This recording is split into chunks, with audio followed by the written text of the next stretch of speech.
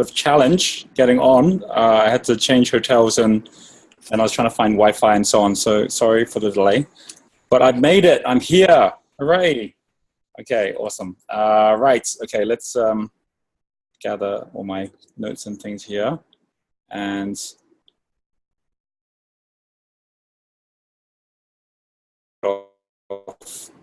wow. I'm actually right now about to start. It's been a bit crazy. We had our masters last week, and then we actually kicked off this week with our retreat, where we actually brought all of our different teams together in Lombok Island for like 3 days. And then we came right off that. So that was like the day after masters finished, we started that. And then we came right off that. And that was yesterday. And then today I am now moving to Seminyak, where I'm in this like wild villa place where we have got a whole bunch of tech founders who are coming in to learn how to take their business from Series A, where they've raised like $1 million or 2 or 3, to Series B, where they're going to raise like $10 million plus or so on. And I am on stage all of tomorrow, basically teaching them how to do all that kind of stuff. So no rest, hey. This is where I am. I'm going to change my, like the lighting's kind of weird here, so I'll change it. Like here's the place. It's like a villa place thing, and then has like a swimming pool thing outside and everything, and then like another room all the way over there. So hopefully it gets light at night, so I don't kind of walk into the swimming pool when I'm going back to the room. All right, yeah, I'll sit in the side. It's a bit easier. Yeah, so there's a whole bunch of stuff that happened on the team retreat, where if it's relevant to some of your questions, I'll jump into some of that, because we went through all of the planning for next year, which is actually very exciting. Okay, that light's a bit better now. Okay, good. All right, and I actually got here by my motorbike as well, so that was like also kind of wild going through the traffic. Oh my gosh. All right, well, let's have a look here. We are, before I jump into all the goodies, going to give everyone a chance to share whatever has been, not just the things that we normally put in here, which is obviously our highlights and our questions and so on, but also we are going to talk about whatever is your biggest goal for 2019. Yes, we're going to do that as well. I think it's going to be quite exciting, because like this next year, I think a lot of really, really awesome things are going to happen. So we are going to kick it off with Karen, who says, highlight is I've launched my very first Facebook advertising campaign. And the biggest question is how to persuade the remaining team that they must subdivide their time between the waiting through treacle bit and the positive go out and win the business, get investment bit, which obviously links to the challenge, which is having no one. We cut back hugely on staff outgoings who can publish new articles, let alone update the site, which looks so odd I can't bear it anymore. We need help to improve conversion. Customers very happy, but there are not enough of them. Okay, well, Karen, let me ask you, how far into your Facebook advertising campaign have you got, and how's it going? Hello. Can you hear me, Roger? Yes, that's awesome. Can you hear me? Good. Well, we've been doing it for a week. And certainly there are people coming to the site, we've limited it just to the travel packs, just to people buying a medical pack for either themselves or their daughters or their goddaughters or whatever. They certainly do come through to the site. We haven't made any sales on it yet. But we normally make about 3-4 sales a month for the travel pack. I've concentrated it on that just to limit the budget on it. It's a high margin item, and the feedback on them when people buy them is fantastic, and all youngsters use them, and they certainly are really pleased they bought them. So now I need to, we have a tiny little video without sound. That's what we've started with. And we're going to do that for a fortnight, and then we're going to change that to just a static picture. So there you are. That's right. What we're doing. Got it. Where are you sending them? Like, is it your main Dr. Morton's homepage, or is it a different page? They come to the travel pack page. So is the travel pack page on your website? Yes, it is. Travel pack page on the website. I'm just having a look, see if I can find it. I just want to have a look at it and see. Just Dr. Morton's travel pack, that's what it will say. Okay. And what And what's your budget? Like how are you managing the metrics, or who's managing your metrics for you? A nice woman returned to work, working from home. I've literally given her £300 a month, so £10 a day. That's all I've given her for the actual budget. And we're targeting it in London, the Southeast, the demographic of women between the ages of 25 and 50. Is this the travel pack or the gynae travel pack? Well, this is for the gynae travel pack. Okay, all right, okay, I got it. Yeah, which is where the whole business started, with the gynae travel pack. Yeah, okay. All right, so you're putting 300 on there at the moment, and at the moment, do you know for your 300 what your metrics are, or how many sales you'd expect for that? Well, we're getting, I can tell you, clicks through to that page from that ad are about 30 a day. I wait to see how many clicks we've got to get to make a sale. And I suspect, of course, they may not buy it straight away. There've been a lot more registrations, even though there haven't been purchases. So we've seen an increase in the number of 18 to 25-year-old going into the site and actually going through the registration, but not setting up an account, setting up a Go Cardless account. And I suspect that they may be just thinking about it for their travels coming up, and then they're going to wait till their mum pays, probably. Okay. So I don't see that as a failure, the fact that we haven't sold any yet. I think just the fact that there are an increased number of registrations from that age group is helpful. Okay. All right. Got it. Okay. I will give you some thoughts just on your plan, all right, in terms of how you're doing the plan. Yes. And then I will also answer the question you had as well. On the cutbacks, like how many people do you have at the moment in the team? We have 5 people in the team, but one, of course, is the design architect of the website, because there's constant upgrading and bug fixing and all of that. We have a tech support for all the doctors.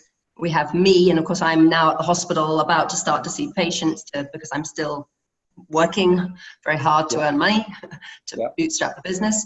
And then we have our CEO, and then another young doctor who is on the business support.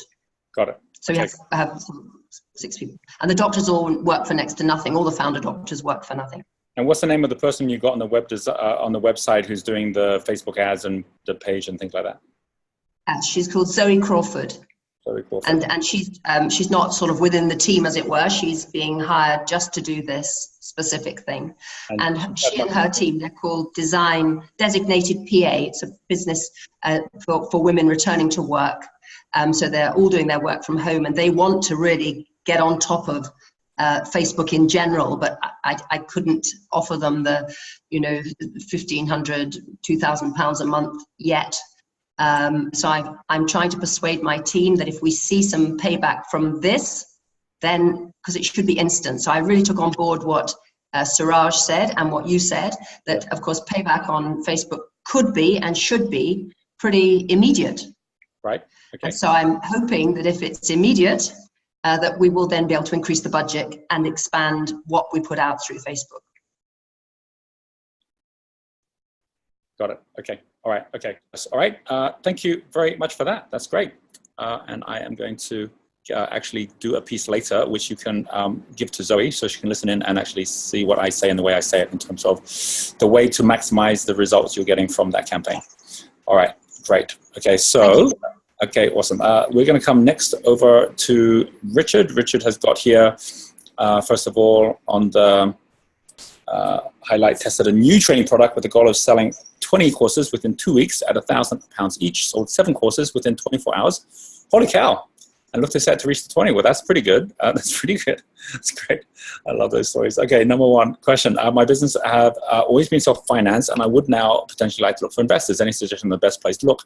And also number 2, I have built a good reputation and a trusted following, and now want to stand out to a new customer base. What would be your number 1 tip? And number 3, I'm looking to sell to overseas markets. Is it best to sell in the native price?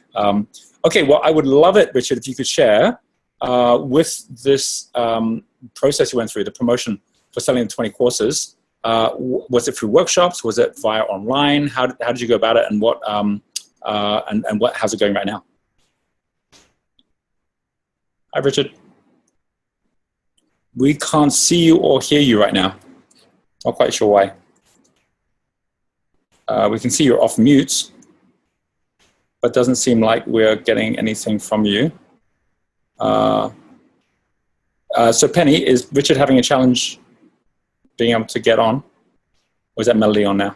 I'm not sure if it's Penny or Melody there. I think he's having some technical issues at his end. Technical issues? Okay. Yeah. So he mentioned 1 second. So he couldn't hear earlier, is that right? Yeah, he could hear us, but he couldn't respond. Okay.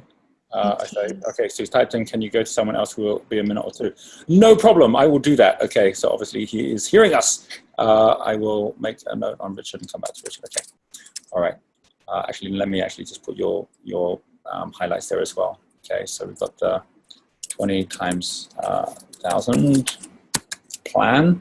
And then we also have got questions around, first of all, self-finance, best pathway for investment.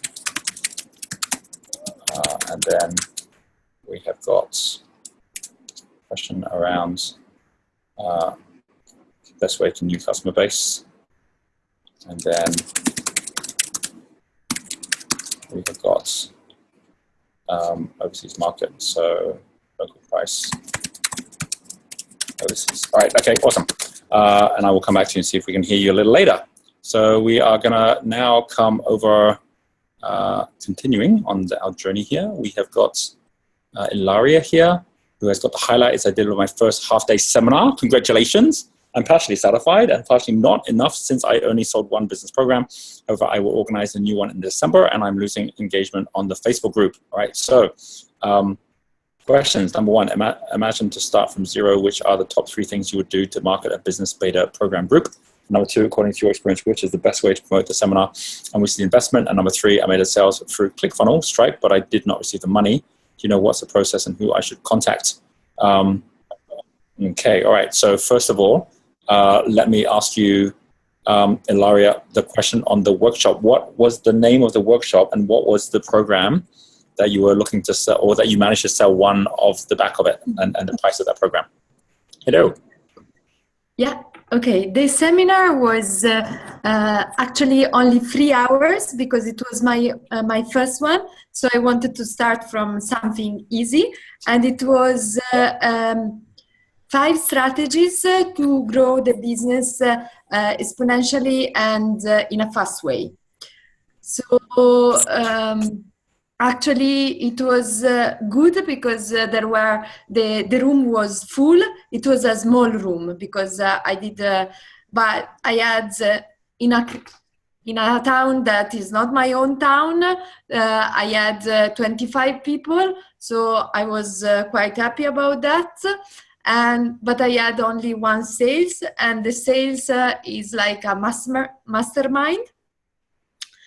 Everybody was interested.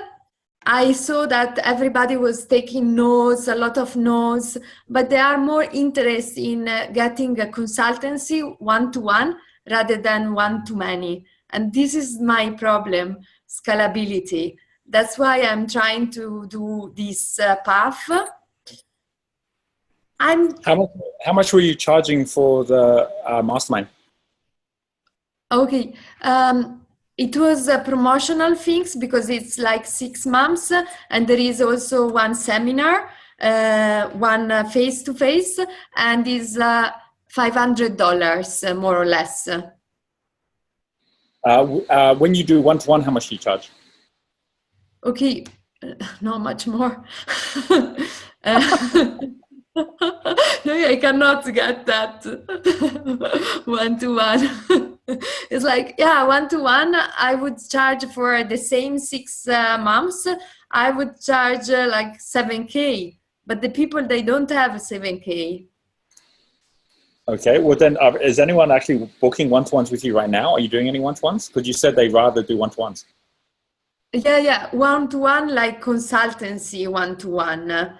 like that I go into the company, I do the business assessment, and I start working from there, like the reality check towards their goal, and we do a business plan and we do business coaching together. Okay. So I go on site, I sell with them. It's very complete. Yes. And with this workshop, when you offered the opportunity to work with you, how did you do it? Was it at the end? Did you explain to everyone what you're doing? Did you just ask some to stay behind? What was the process? Yeah, at the end, I do a short business audit to make sure that they know that they need they need me. So I do like a small business audit. So I ask some question and they give a score. They rate themselves.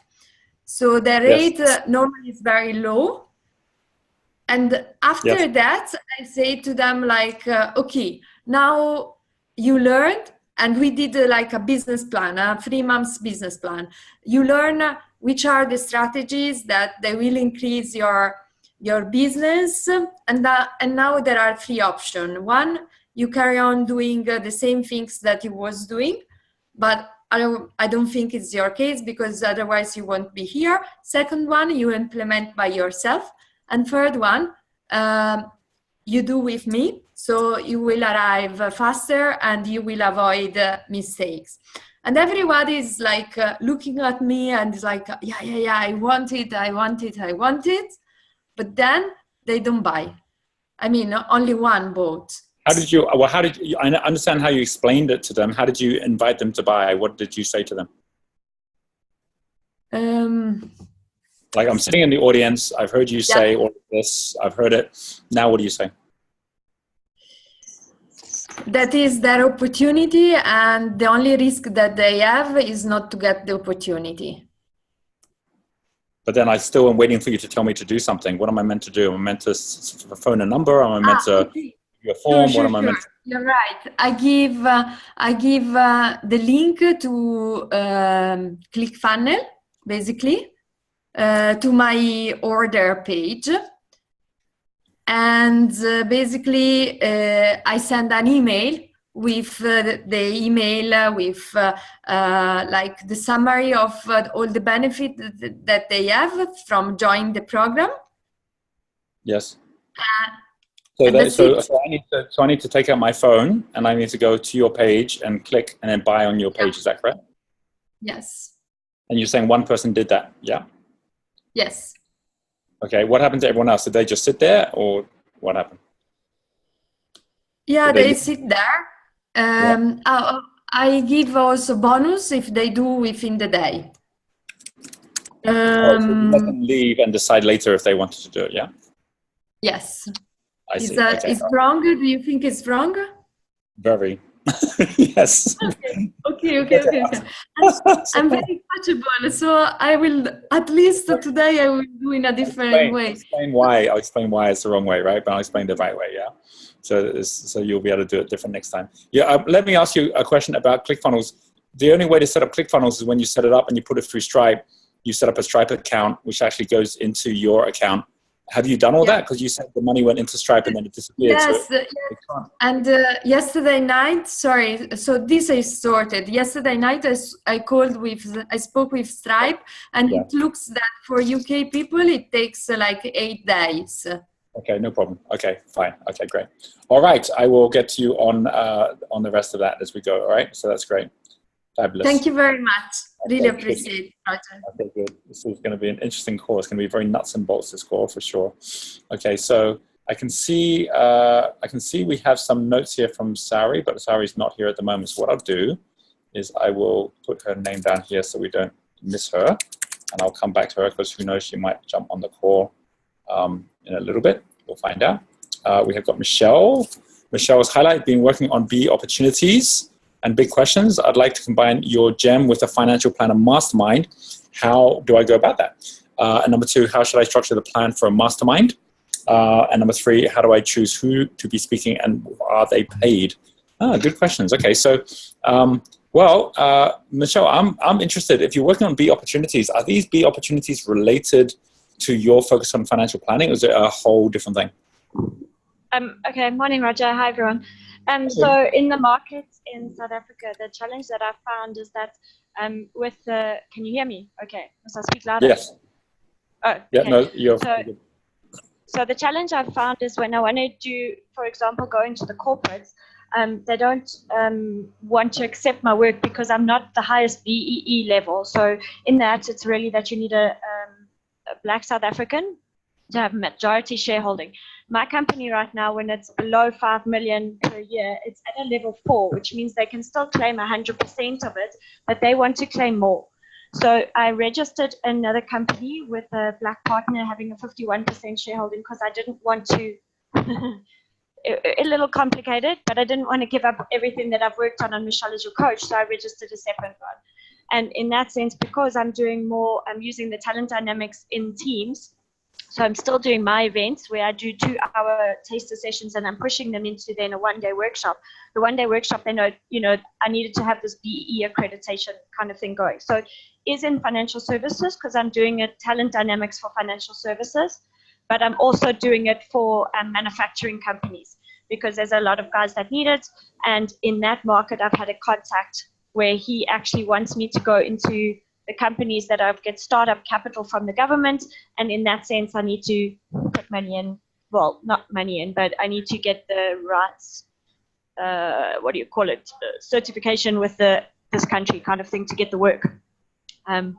So the financial services, so that's a whole niche, the manufacturing side. So you haven't done that before, right? No. Interesting. And but do you have Sorry? any clients yet? Because when you depart so dramatically from what you're doing, it really means you need new websites, new everything, right? Have you done all that already? So the websites and everything is there. And what I do is I offer the talent dynamics. So remember, on my website, I specialize in, I've got financial planners, and then I've got the talent dynamics. So I've got these leads that have come in because of networking.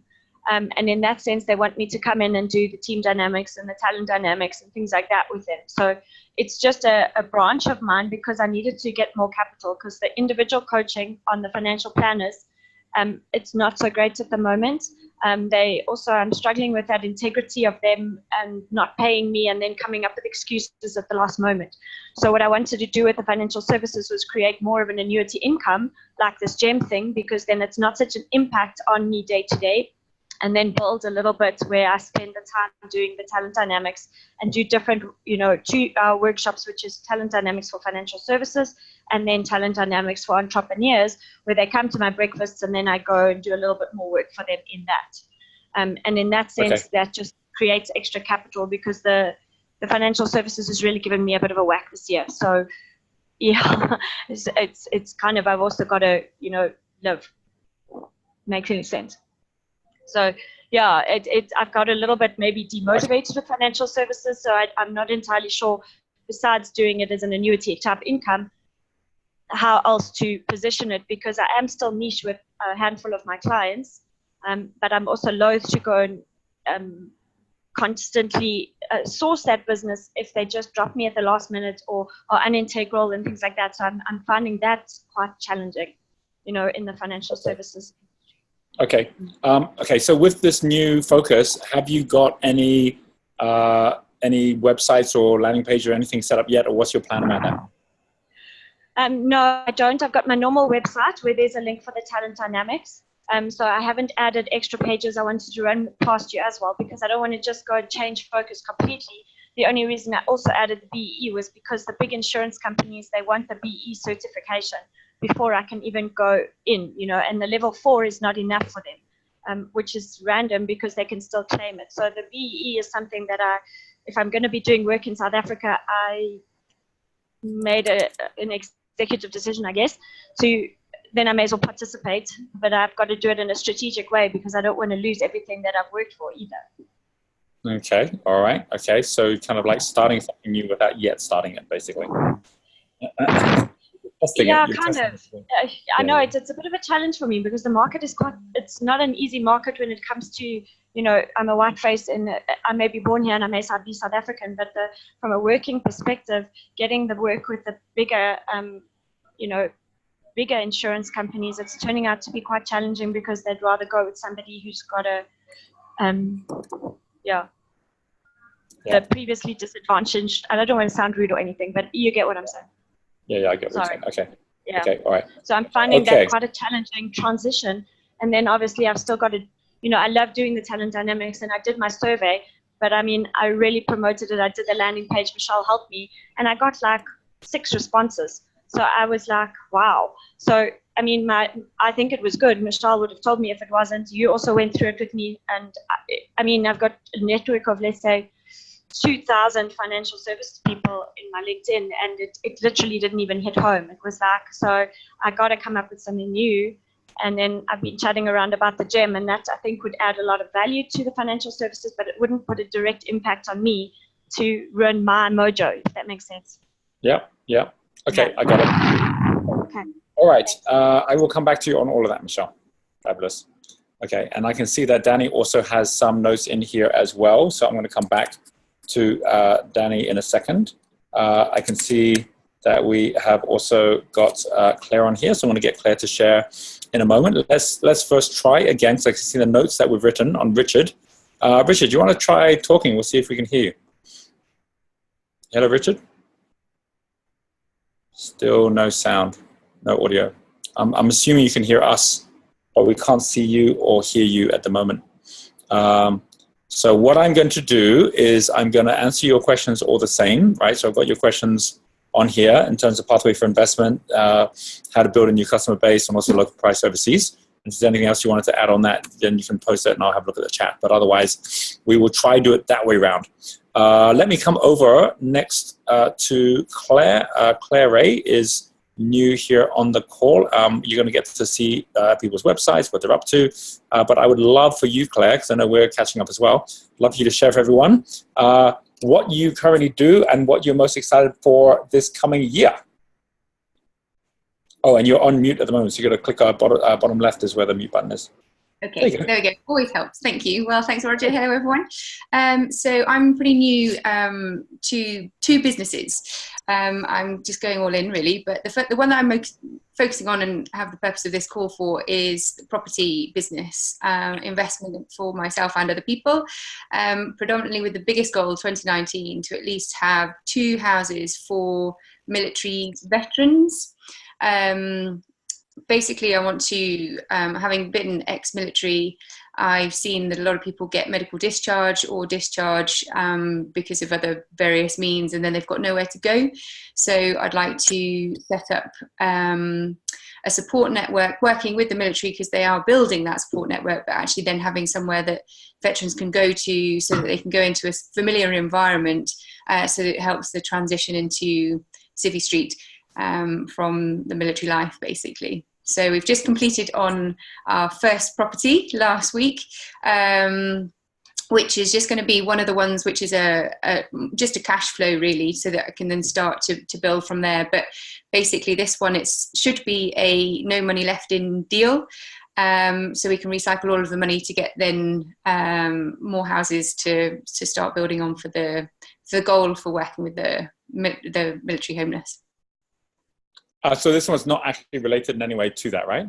I mean, this is your first property, or are you already doing something that links to the military on this? No, this is the first one. It's not linking to it because it's such a good deal. Rather than putting everything into that one to then set up the services as well, because it's not in an area that's close to where a lot of the military recruitment is done. So it's more just going to be a good cash flow to help them put back into the other properties that we're then looking to buy nearer to the military recruitment centres. Got it. Okay. All right. Awesome.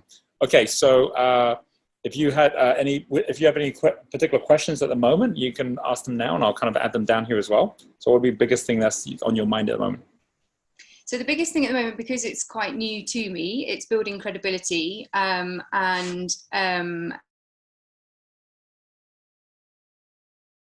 people around me. So because it's completely new, the people around me are very skeptical. Then, naturally they're quite concerned, and but they don't have a particularly good growth mindset, in that they're pretty fixed with, oh, when you have a mortgage, you know, you've got to pay it off, you've got to, you know, well, the property market's changing, there's a lot of risk here, you know, the brokers, oh God, brokers are a nightmare. So I've constantly got this battle with myself and to try and ignore them.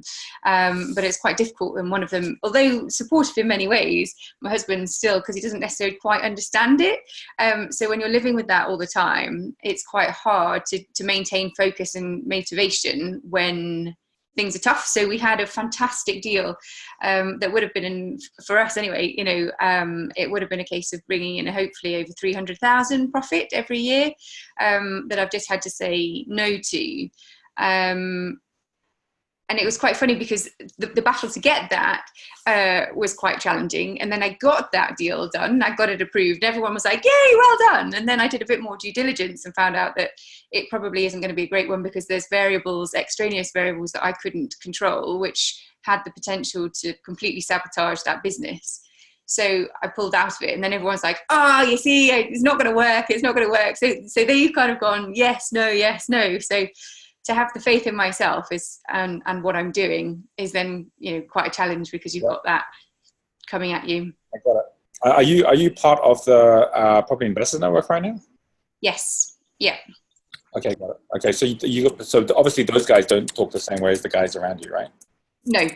So I'm trying to surround myself with them as much as possible and contact with them as much as possible. But then because obviously I've not now got a continuous salary coming in, then my husband's like, oh, well, we can't afford to go and stay in hotels all the time, because that's, you know, away from where I am. And so all that kind of thing. So he's very supportive when it's all going well, but is a massive, you know, drama queen and a bit of a risk averse when things are even slightly risky. Whereas I know that it's a calculated risk and it will be okay. He just sees that immediate pain rather than the bigger picture. Got it. I got it. Okay. All right. I'll share some thoughts around that for you. Okay. Fabulous. And I can see that Danny has come and joined us now. So let me get Danny's notes up here.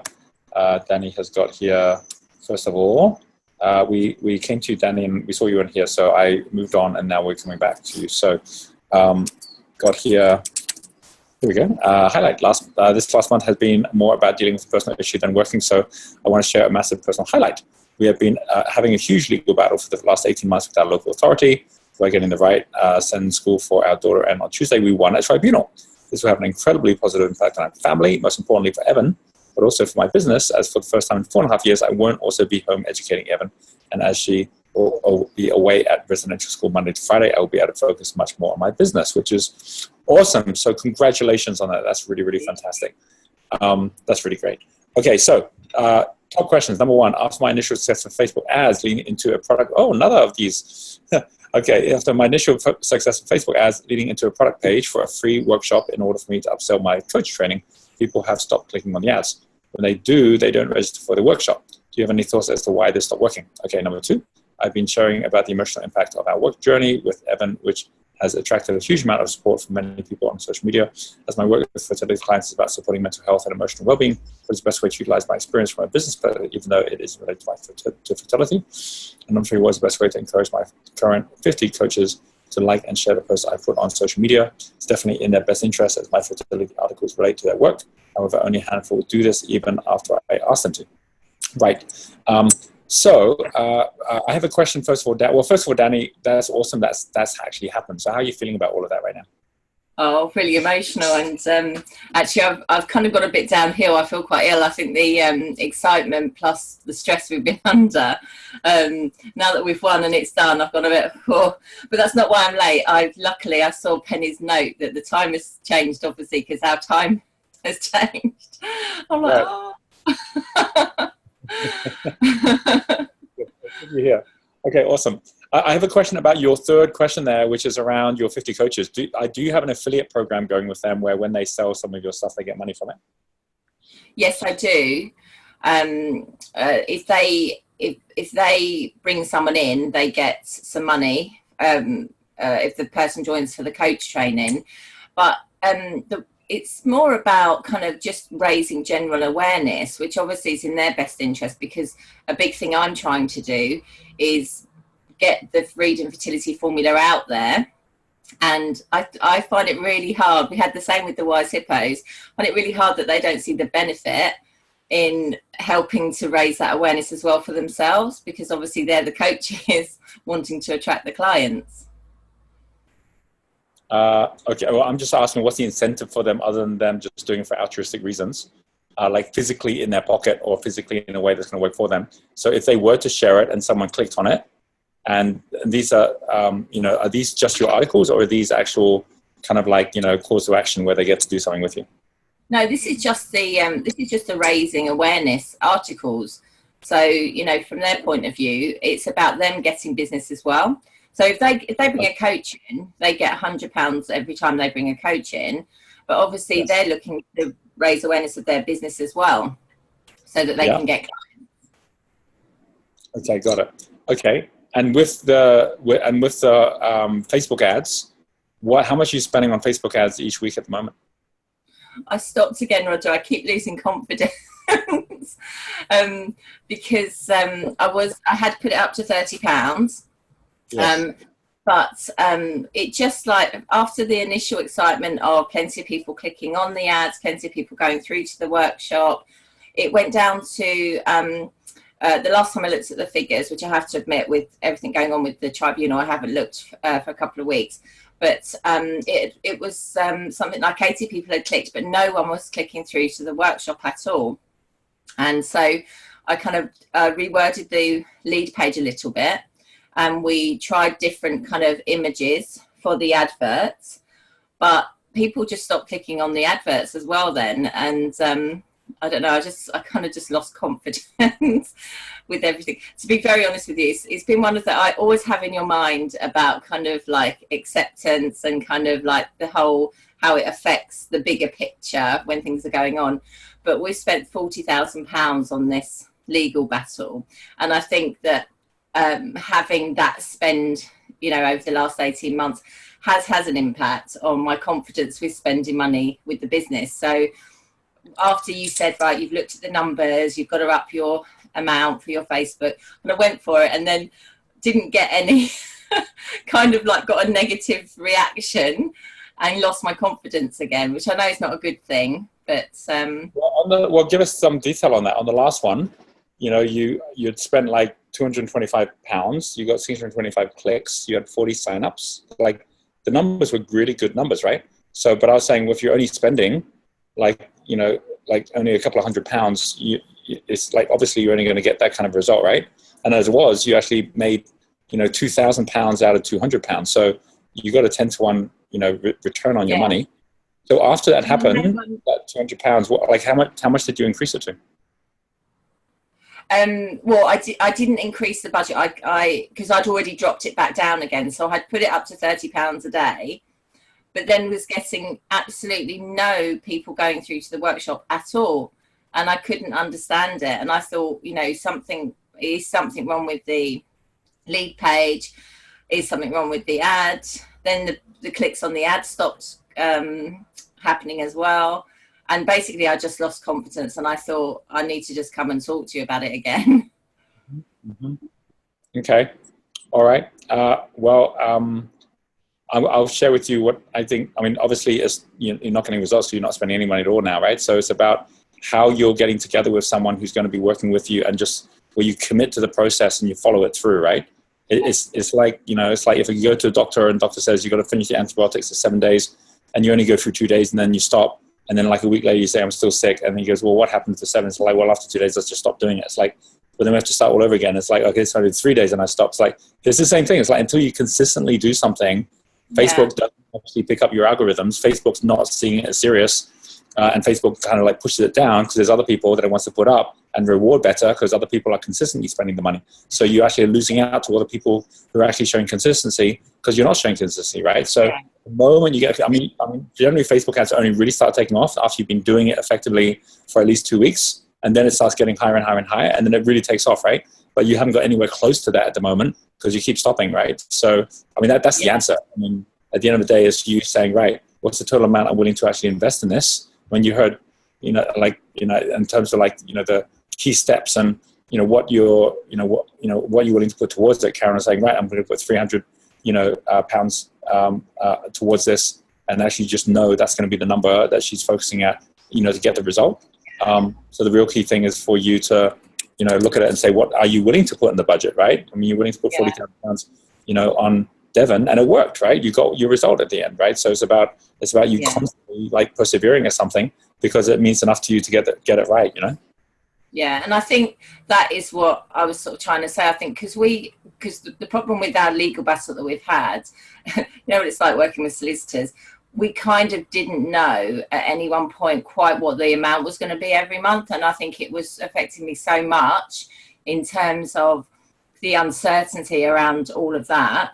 It's really whereas normally I, as you say, normally I would be able to say, right, okay, I'm going to dedicate this amount of money to the business. And also with the YCP, I've always been used to the money in the YCP has been completely separate from me. Whereas because this is a new business, I'm having to kind of use my personal money to invest in the business. And it was just all too much. So I kind of feel like now that's done, I can say, right, I'm drawing a line in the sand.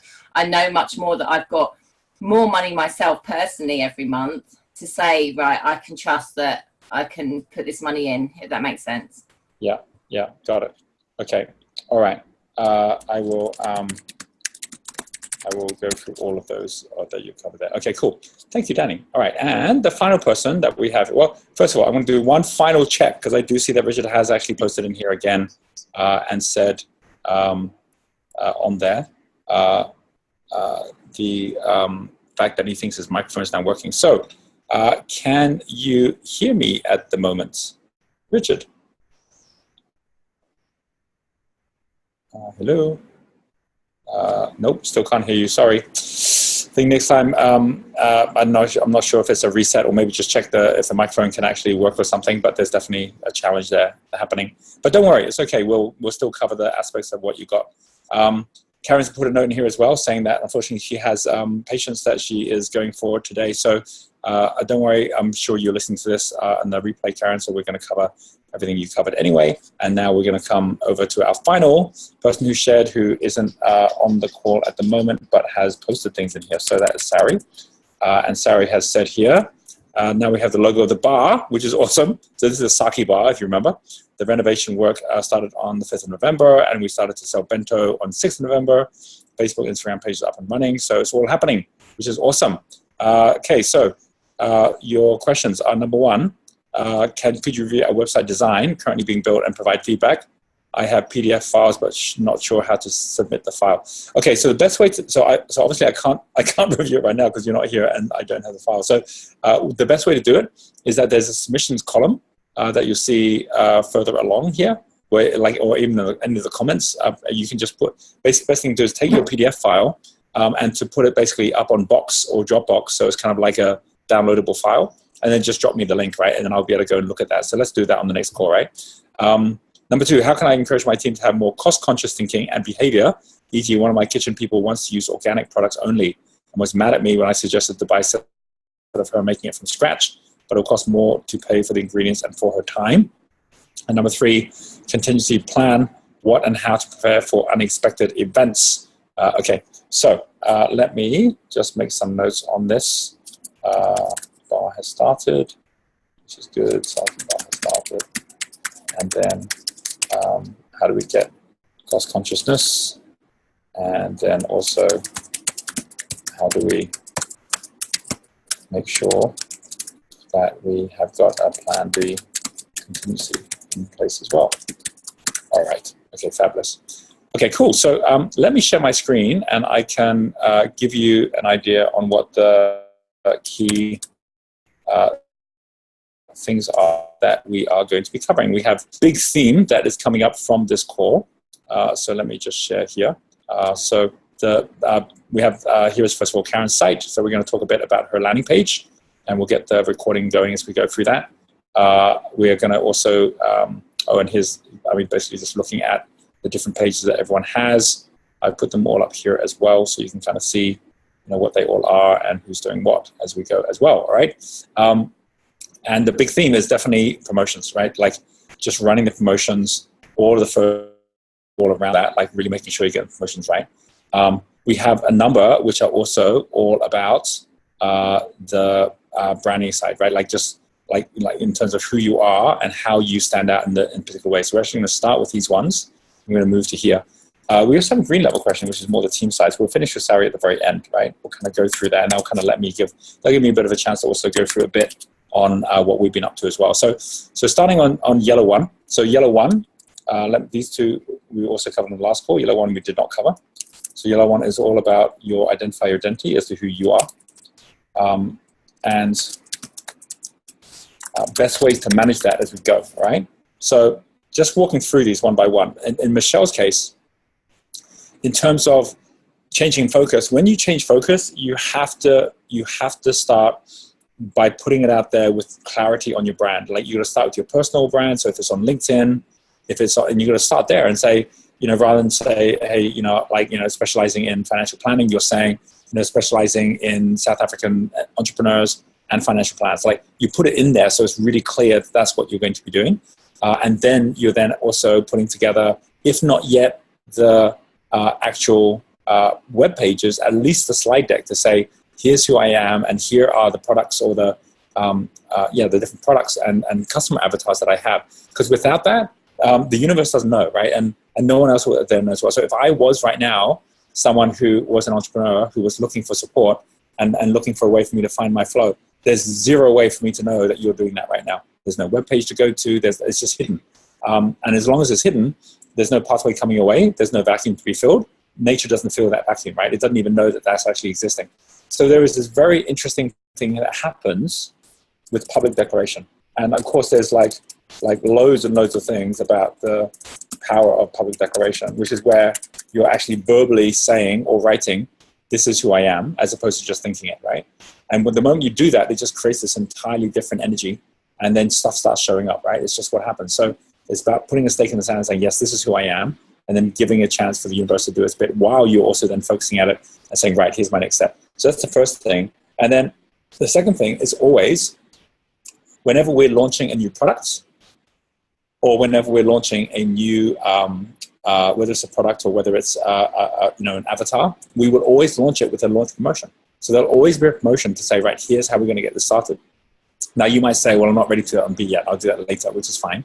But if you were to do it, you might do it without B. You might do it just for entrepreneurs, right? And just do talent dynamics specifically for entrepreneurs in the co-working space, where you could go to the co-working space in Johannesburg and say, right, this is what I'm doing. This is what I deliver. I'd like to do a talk here. Right? And straight away, it just gets you in the market. It gets you going, gets you practicing. And then you say, people will be coming up and saying, oh, this looks really interesting. Can you help my team? And all the opportunities show up when you're out there. Robert Kiyosaki, he says this, right? He says the cash in, right, is directly proportional to the communication out. So if you're not communicating out about something, you're never going to get cash in about something. And so it's like, oh, I don't have enough cash in. Don't think about getting cash in. Think about communicating out. It's like, who do I need to be speaking to? Who do I need to be going to? So they get that this is what I do. And they actually I give them an opportunity to give me cash, right? To actually get my value, which is super important. Okay, in terms of these bits, which aren't really so much, from identity, but I want to answer them anyway. So gem and financial planning. So the way we do Genius Entrepreneur Mastermind is it costs $970. But any of our partners can buy it wholesale, which means at half price, and get the same thing. So what that means is you can say, right, I'm going to take a bunch of Genius Entrepreneur Masterminds at half price, which means I can still charge $970, but it's only going to cost me $450. So I'm going to make $450 straight away just by basically being the one that actually offers this. And then you can say at that point, and that's enough extra money for me to add my own things in as well, which means you might not even change the price. I know that Jan in Czech Republic, he actually increased the price. He actually put a bit more into it, I think. Tamami did the same thing. She added some more. And then what they do is they say, right, you have this call every month. We're going to actually all get together for a session so that we're on the call together. So he runs that from his office. So you may or may not decide to do that. They go on the call, and then they have a separate call afterwards where they have a debrief. What did they learn? Give each person a chance to share what kind of biggest things that came out of it for them. And then at the same time, they will do something like a skill share, or they'll do something like a hotspot where someone kind of says, here's my big challenge, and everyone then helps that person out. And they create a really good vibe and a really good community. And it adds all of this extra energy and value that wasn't there before. So you can do something very similar. You could say, okay, I'll just keep even the same price point. I'll just make $450 on each one. I'll invite 10, 20 people to come on board. I say, I'm in partnership with Roger Hamilton. He's like, he's got a network of 1 million entrepreneurs around the world. He's got the number one a tool for entrepreneurs.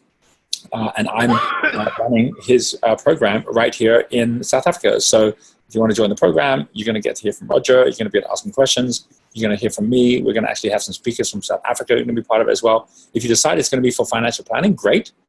But if you decide it's for all professionals, including financial planners, you could do that too, right? You don't have to just be financial planners. So you decide, and then that will then determine what kind of people you then have who come on board that's then speaking with you as well, right? That's the key. And in terms of structure, no, you don't have to pay speakers. There's always value for speakers to actually get by actually supporting you, especially if those speakers are your success stories. So like, I don't ever pay for my speakers. And you hear, like, we get people on every single one of our calls, and many of them are Crystal Circle members who are sharing their story. And then everyone gets to hear about them as well. And they always get opportunities off the back of it. And they definitely get a lot of branding that comes off it as well, right? So that's really the way to do it. In Claire's case, talking about the first thing, your identity, which think of the word identity as like right? It's making a stand, right?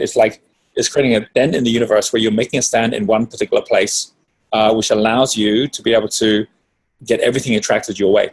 So if you're in a negative mindset, or if you've got people persuading you to give up on something, well, then of course the universe is never going to kind of serve you, because it doesn't know where you're going or how you're going to get there. But the moment you say, no, this is what I stand for, this is who I am, and which is what you're doing, which is really good, right? You're already like saying, no, I know this can work. I know it's going to happen. And you come to that place of certainty. I talked about this, I think, on one of the last calls, about what generally people do is they generally start with the word with the word clarity. It's like they got to get clarity first, which is like, I got to get clear on how I'm going to do something. So for example, your husband doesn't have clarity. So because of that, he's like, well, then how can I be certain it's going to work? Because you haven't told me exactly how it's going to work, and the last one didn't even work. So all those kind of things where it's like, until I'm clear, I'm not going to actually get certain about it, right? The moment they get clear, then it's like, oh, now I can have certainty.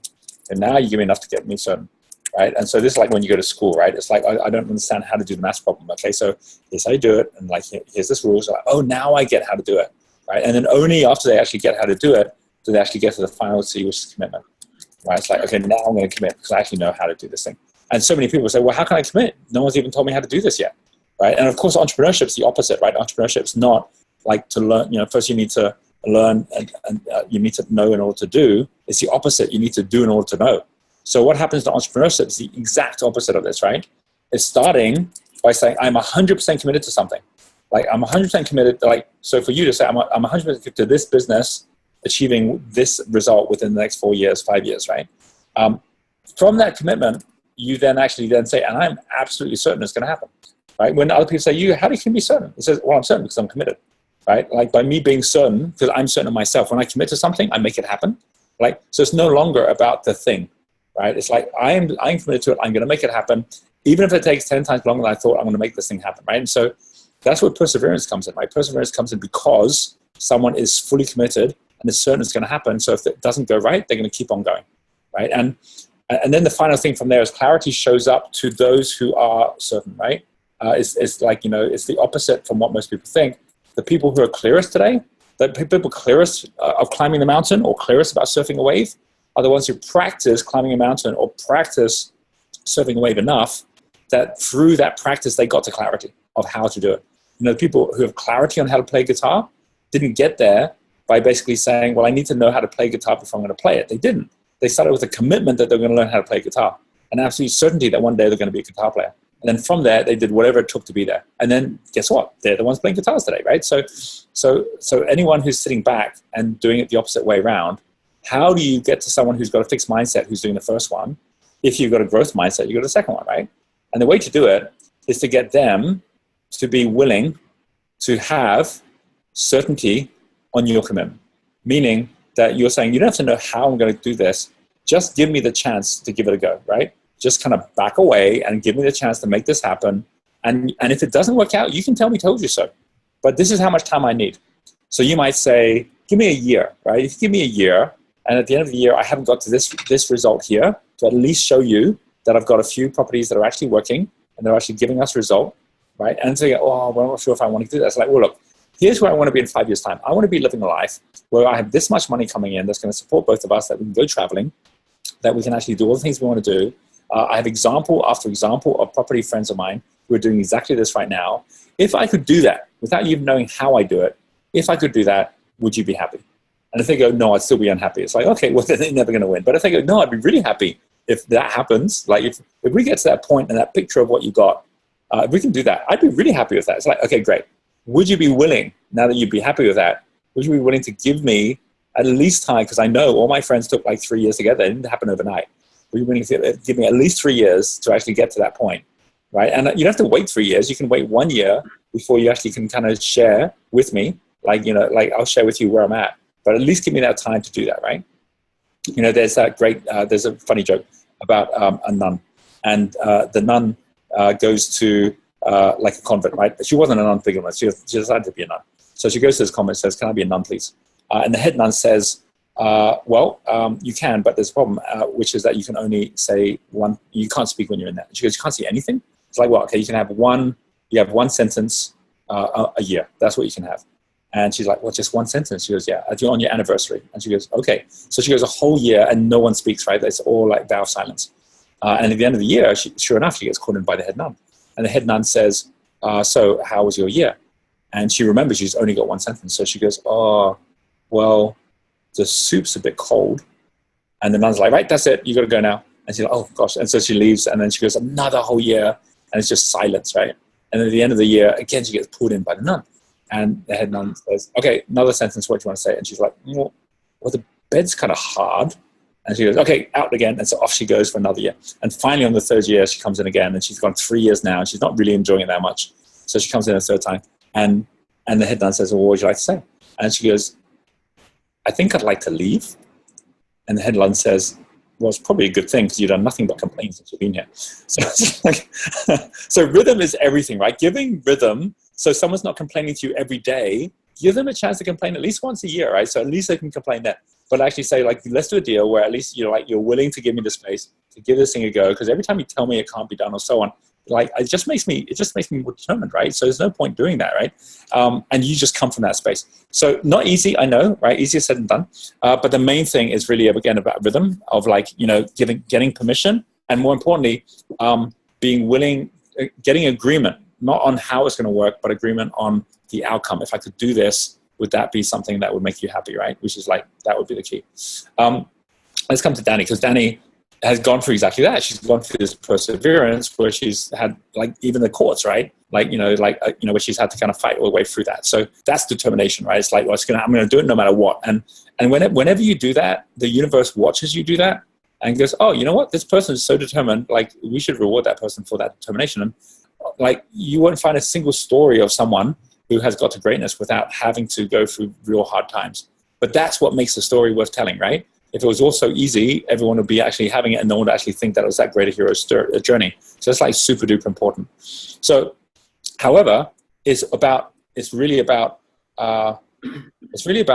taking that same determination that you've had with Devon and now applying that to your business. Like, say, I'm also going to have that same commitment to the business, because and it's not just Facebook ads, it's everything. It takes ongoing perseverance and actually being willing to put the effort in to get the results out. Like if you're thinking, oh, but that's costing me money, start by saying, like, this is what Warren Buffett did. Warren Buffett said, every time I invest my money in, if I make any money back, I'll get out my original money and the rest of it I invest back in again, right? And then you don't feel like you're losing. Like if he puts in $100,000 and he makes $1 million, he's not thinking, oh, I've got $1 million to lose. He takes out his $100,000 and says, oh, I've lost nothing, right? And then he says, now I'm going to invest the $900,000. And he goes, and I've got nothing to lose. So I didn't have that money before. And so he has a whole different mindset about that. So on the last call, you made $2,000, right? By just spending $200. So you go, oh, I'll take my $200 out, so I haven't lost anything. I'll take the $1,800 that I made. I'll now put that back as marketing dollars. And even if I lose it all, I haven't really lost anything. But now at least I can do some learning, right? And then now you got $1,800, not like $30, right? Or pounds, right? And that's the challenge, is that, the fear of loss is the biggest killer to any gain, always, right? And for an entrepreneur, if you have a fear of loss or you don't manage your fear in the right way, you'll never grow, especially if the whole way to actually go through this process is to be taking that step forward at every point. And that actually brings me, that's going to bring me straight onto Karen's point, because on Karen's point, like I'm going to show her exactly how to go through this. And I know while I went through this to some extent with Danny, it's a different deal when I go through it with Karen, and that's going to link when I actually get to Ilaria as well, right? As we go through that. Let me talk for a bit just before I go on about these 50 coaches. People generally are really, really bad at content marketing. They don't share stuff. Like if you're taking it personally that one of your coaches is not sharing your link, just go to their page. See what they're doing on their page. See if they're sharing anyone's stuff.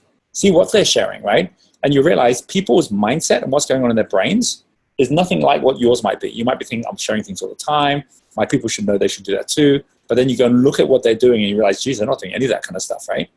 The fact that they're not getting results or the results you want, well, that shouldn't be a surprise because they're not doing what it takes to get the success that's needed, right? So, and that's unfortunately human behavior 90% of the time. The number of people who say they want to have success but are simply not willing to take the steps that are required, even when they know what those steps are. And now I know that I don't, for me, I can't relate to that because my whole life I've always been driven, but I certainly know there's lots and lots of people around me that I would say, hey, go do this, and they just don't do it, right? And so it's about like saying, well, like they're not necessarily going to do this anyway. What's most important is for them to actually make a direct attachment between doing something that then gives them a certain result after a very short period of time. Like, so for example, if you were to say, okay, we're going to put up the page, which is a page which is going to be all about doing the fertility formula. We're going to go through a series okay, we got Richard on. Hi, Richard. Sorry, we're hearing you. You're not on mute at the moment, but that actually means that your sound is working as well. Okay, so I'm going to come to you in a moment, Richard, right, to get you to caught up on this. Okay, so in a case like saying to 50 coaches or opting in, right, to go to all 50 coaches and say, guys, here's what we're going to do. We're going to be having our next round of our promotion. I'm going to be investing in advertising. I'm going to put like £1,000 or £2,000 into advertising. My goal is that we're going to have X number of people who are going to sign up. Like the last time I put in £200 and we got 2 people signed up. Our goal is now put £1,000 and have 10 people sign up. We're going to actually do this in such a way that those of you who actually are part of this program, because you're sharing out all the stories to your groups, letting everyone out there know as well, that everyone who actually is part of that with me is going to get a percentage of the revenues, and maybe you put 10% aside and say we're going to share that with everyone.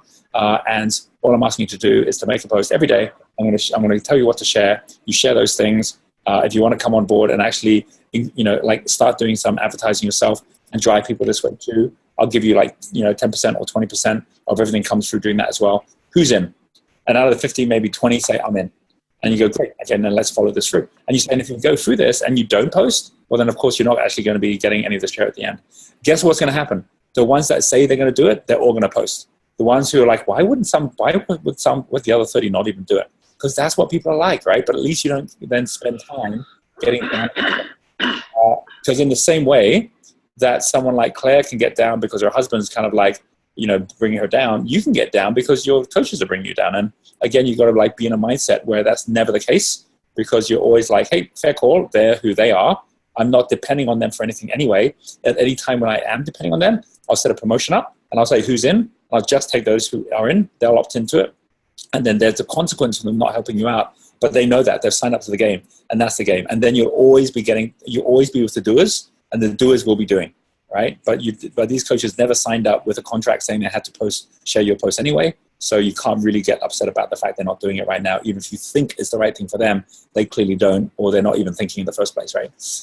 So there is always a way to actually create a game and to bring the people in the game. Think about playgrounds, a bunch of kids in a playground. If you go around asking everyone, do they want to play, and everyone's saying no, or they're ignoring you because they're busy playing another game, you can leave the playground upset. But if you say, hey guys, we're playing hopscotch, here's the game, who wants to play? And 3 people show up and they want to play with you, you're going to have fun with 3 people, right? And that's fine. But it's about always saying, what's the game I'm waking up to with today? That's your promotion plan. What's the game that we're all waking up and playing today? And who's in this game? Like, who are the ones I've got playing? If you haven't got a promotion plan, you haven't actually said, you don't know who's in the team in the promotion plan, you're going to wake up every day like that kid in the playground asking people to play and no one wants to play, right? So just set up the game so that it's really, really clear, and the people that want to play have put out their hands, then go play, right? And you have fun every day, right? That's the first time I use that analogy, but I think it half works. Okay, so let's come over to Richard. And Richard, I would love to hear from you, because I think we've got you going now. Can you hear me okay? I can hear you, Roger. Can you hear me? Yes, it's working. What did you do different? I've gone on my phone. Oh, that works. Okay. Okay. All right. This is perseverance, right? I don't know how many times you're restarting things. Here you are. Okay, great. Okay, well, I'm interested in the whole thing about pathway for investment. Let's imagine you were to go and get some investment. How much would you be looking for, you reckon? I think what we need somebody to basically build a brand new website and app. I think the app is about 100,000. That's the quote that we've had, about 100,000. So probably about 150,000. That is, who are you getting to do your app for you? Because that is the most expensive app I've heard of ever. It's quite a complicated app. What does the app do? Well, it's a platform that will take bookings. So, I mean, there are apps out there. Excuse me. So it's an app that takes bookings and takes payments. So it's like an appointments app, but it's not just for one kind of company. It's going to be for hopefully thousands of companies. And what will it do for them? Just take the bookings? It will literally ensure that they don't have to do anything to run their kind of client base. They will set up their own appointments, so they set up their own timings, and then that's it. Excuse me. They won't have to, take bookings. They won't have to. And what kind of companies are there? Is this for your association, or is this a whole brand new idea? It's for the association. So there's currently 3,000 people on it in the association that would use. Well, I said that would use the app. That we could target to use the app, and then the new association as well, which is why it's going to be expensive, because it's going to be a really kind of a lot of users on it. Do you know of MindBody? I've heard of MindBody, yeah. So that it is something very similar. Is there a reason you wouldn't just use MindBody? It's really expensive. It's really expensive. It doesn't cost £100,000.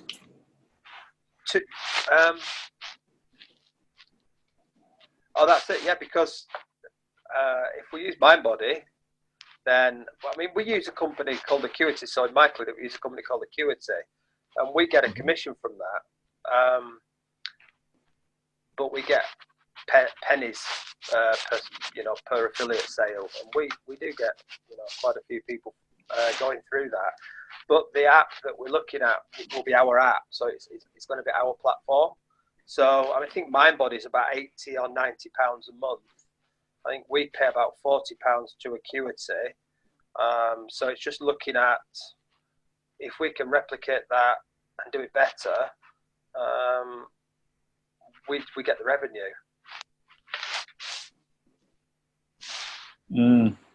So you want to go into the technology business?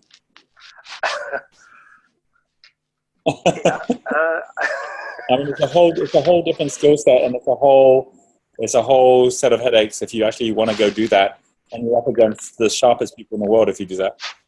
Yeah, no, I get you. Yeah. Good. Well, we'll scrap that. I'll share my thoughts as what I think you should do instead, right? Sorry, I'm on a call right now. Yeah. So I'll share with you my thoughts on best ways forward. But I'll also go through ways to raise money as well based on this kind of stuff as well, right? Okay. Right. I'll do that. Okay, awesome. And I'll answer your other questions there too. Okay, fabulous.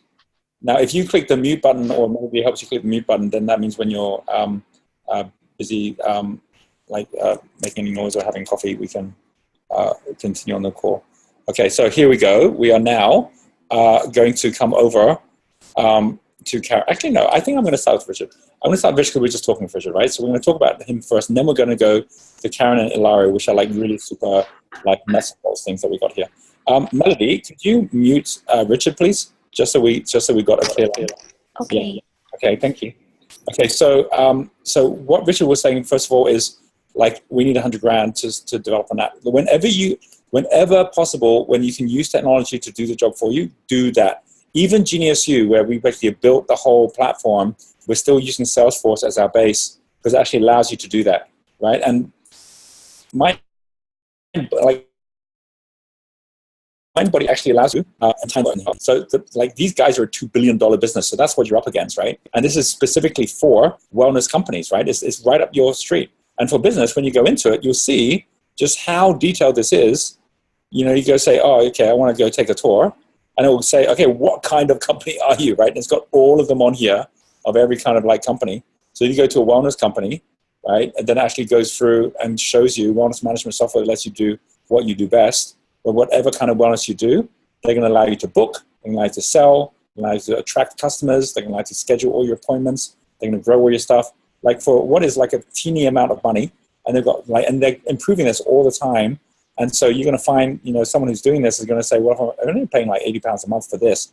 Like yours has to be a lot better. And they've spent $2 billion on this, right? I mean, this is not a small amount of money. 100,000 won't get you very close to what you need to actually make this happen. So then you're saying, well, do I really want to be up against these guys? Now, if you say, but can I use this, right? You've got like here, 130,000 specialists at over 11,000 businesses are using the booking app on this. It's the huge numbers that they've got. And by the way, this is a really great way to actually design a site which explains what your product is, right? They do a really good job of this, as do all the big companies, obviously. Then you can go watch a webinar, you can take the guide, and so on, right? So this allows them to actually, like, as you can see, they're not asking you to buy this anywhere. They're asking you to learn more about it, right? Get a demo, right? And this becomes relevant to things we're about to do in a moment as well, right? And it explains more about it, right? But the thing about this, if you actually say, well, like if we were to actually go for something like business software, and we were actually to be a partner, right? Because you've got all these different like business solutions, right? And things that you can actually have on this as well. You've got a whole partner marketplace. You've got a partner, become a developer. You've got become a partner. You've got developer resources, right? Which allows developers to add things into there as well. Right? So if someone says, well, I want to become a partner, how do I do this? And it says, looking to become a Mindbody business partner. Let's work together. We partner with companies who can help us grow the world of health, wellness, and beauty, make life a little better for businesses. And you can either integrate your technology, where you're actually going to have apps and websites and things that you can plug into it. You can either build marketing partnerships, which is what you can do, provide professionals and consumers in the health, wellness, and beauty industries with your proven products, service, or content, or you can introduce your clientele to it as like an affiliate program, right? So you've got all these different people out there, all these guys that are actually all using this platform, and they're all getting paid for it. So you could say, great, I want to have my own like Mindbody special 4-hour association where I'll give them all a special rate. We'll get a whole bunch of them on there, and then you just straight away you solve the problem, right? So the first thing is you don't actually often need to go out and build what you think you need to build. What I would say though is, let's imagine you did decide you wanted to, and say, right, we're going to go raise some money, maybe the whole association or something like that. So there's a number of things out there. Crowdcube is one of them. Right? Crowdcube is where you can basically go and say, right, I'm going to actually put up like our company, explain what our company is all about, right? So you've got all these different like companies out there that are already sharing what they're doing. This is like a men's natural grooming brand. This is like addressing, you can see like you raised 1.3 million. This one's raised 155,000.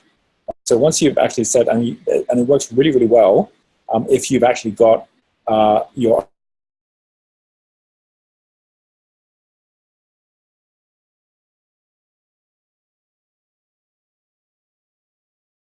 own community. You have a second one, which is Cedars, which also is working really well. So we have Scott Picken, one of our Crystal Circle members from Wealth Migrate. He is right in the pre-launch of his Cedars campaign. And at this point, he's already raised, I think it's close to £900,000. And he hadn't even launched it on here yet. He's got like the pre-launch of everyone coming on at the moment. So you can always be raising if you've got a really good pitch deck. And the good thing about all this stuff is you can go and look at the ones that are in there. Like just join it and go and look at them and see how they pitched it. So the good news is you can always find like examples of other companies that might be similar to yours, how they did it, how much they raised. And then of course, when you actually go out and then raise money for your own association or company, you're then able to also, at that point, like, these guys, they're building a next generation credit card. They raised $3.1 million. Oh, sorry, £3.1 million. So Abundance Investments, this is actually for property investments, right?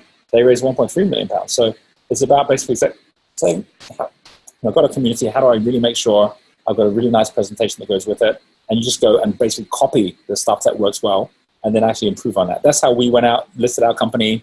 I went out and looked at a whole bunch of the companies that went listing, how they went about putting their details together. I went through all the process of like really understanding, like every time we've gone out there to do any kind of promotion on the product, we look at, well, who's the best people out there? How do they do it? And then you're actually taking that on board as well, right? So I'm just going to put this in here because I think it's like super important to have just that thought process of if you are raising money, the ways that you can actually go about doing it. So I'm going to post it in here. Post the other one as well. And then let's, oops, I keep on having this thing drop down on me. Let's go over to the next question here, which is the customer base, right? So new customer base. I'm going to answer that with this, right? It's going to be by going online. That's the easiest way to do it, unless you're going to do workshops. And I'm going to answer it for Karen and for Laria, so Rich can hear from me on what I said. And definitely on local price overseas, 100%. That is something where you need to do it in the local currency. If you're using something like Stripe, like when you have a landing page, when you take either ClickFunnels does this, so you already heard a lot using ClickFunnels. They'll set it up, tied into facilities like Stripe, who then will do it in local currency anyway, and then it comes into your currency, whichever one you want. So this already does that. You might as well just go and use that, so you're not having to go out and set up multiple bank accounts in different countries. They'll just pay directly into your one bank account, but they'll take it in all different currencies as they go as well, right?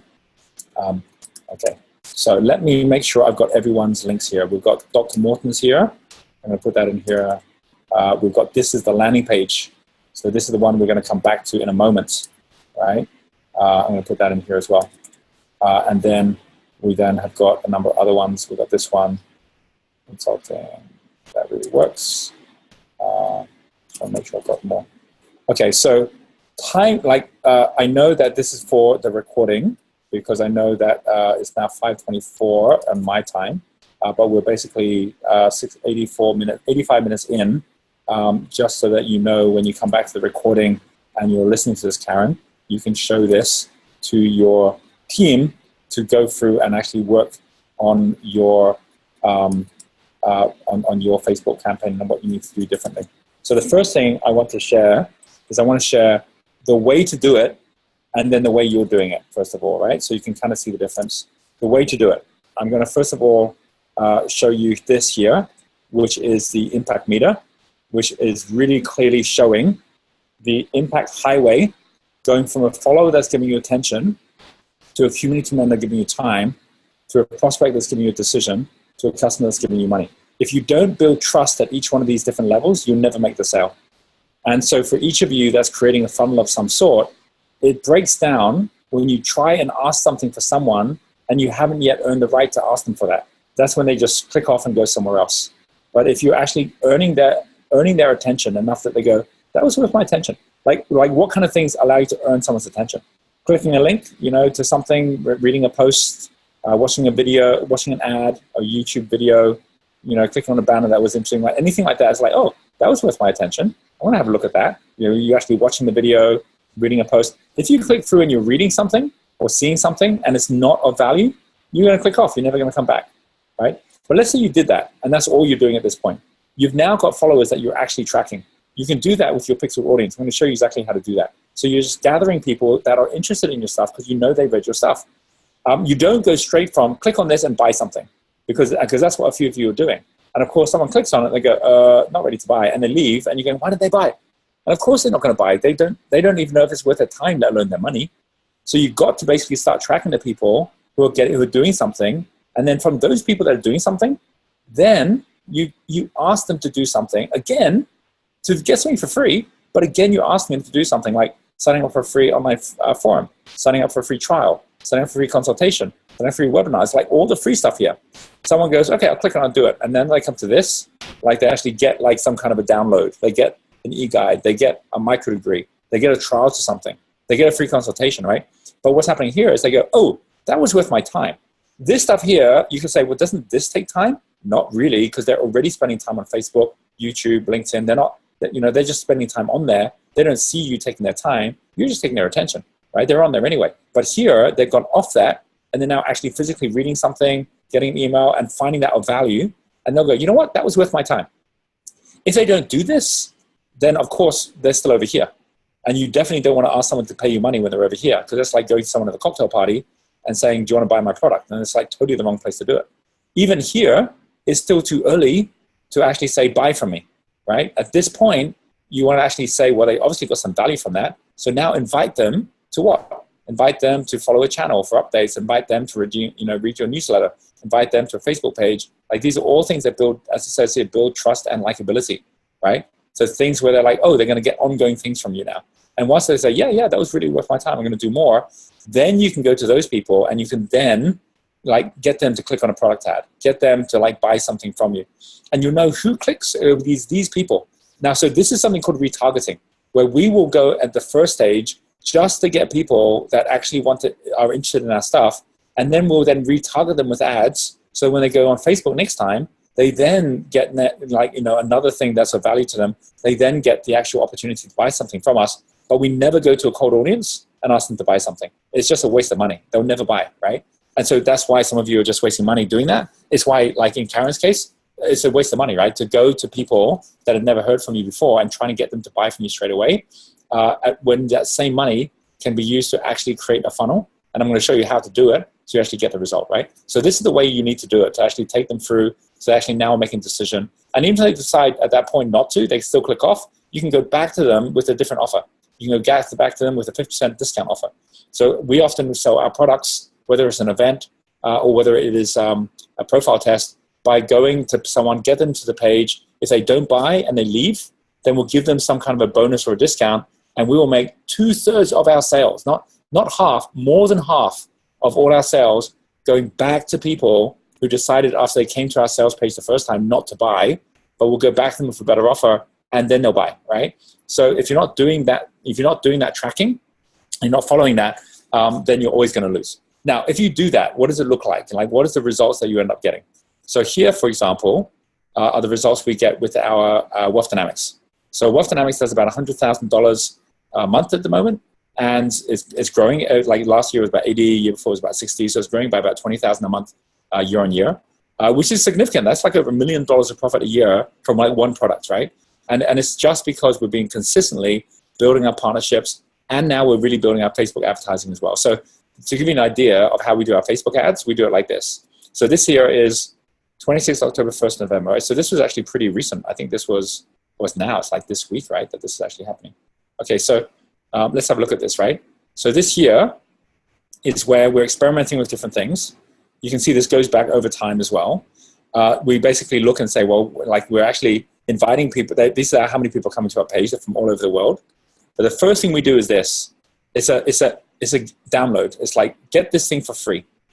We spent, this is the wrong price here, I think that's not right, 96 clicks. Maybe that's right, $18 ad spend, 96 clicks, 53 cents per click that we get.